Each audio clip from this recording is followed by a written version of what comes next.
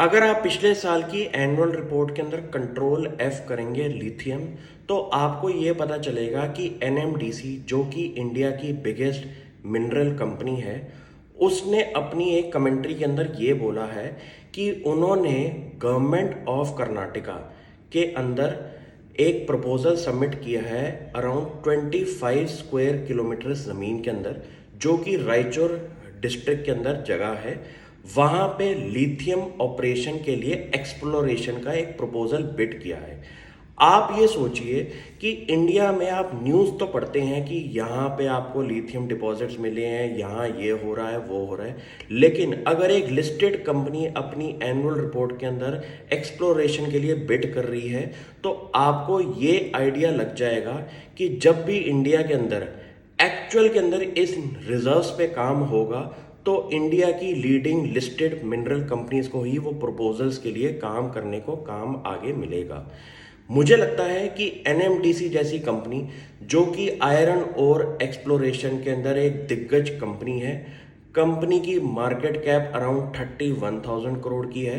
Company के profit after tax अगर आप पिछले साल के कंपैरिजन में चेक करेंगे तो मैं मानता हूं कि डिक्लाइन तो ज़रूर दिखाई दिया है, लेकिन अभी भी कंपनी वैल्यूएशन पार्ट पे बहुत ज़्यादा आउट परफॉर्म करती हुई दिखाई दे रही है। मुझे लगता है कि ऐसा काम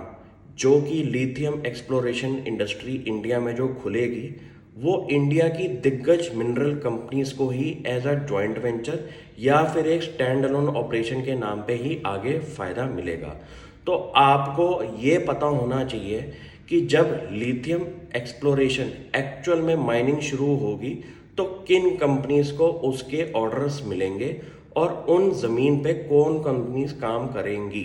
तो इतना पता होना चाहिए कि एनएमडीसी जो कि फोर फ्रंट रनर है हमारी माइनिंग ऑपरेशन के अंदर, उसने एक कर्नाटका डिस्ट्रिक्ट के अंदर जो प्रपोजल बिड किया है, अगर उस जगह पे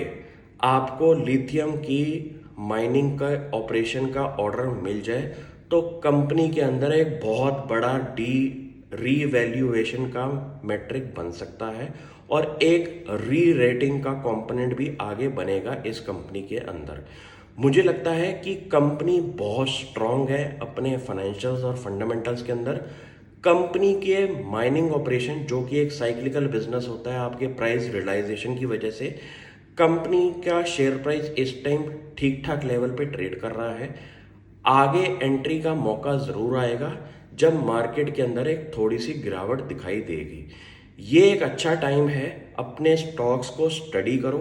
अपने नोट्स तैयार करो, क्योंकि जब मार्केट गिरेगी तो वो मौके का जो एंट्री लेवल आएगा वो कुछ टाइम पीरियड के लिए आता है और वहाँ पे आप स्टडी नहीं कर सकते। आपको सिर्फ और सिर्फ एंट्री लेनी है अपने शॉर्टलिस्टेड स्टॉक्स के अंदर। Thank you.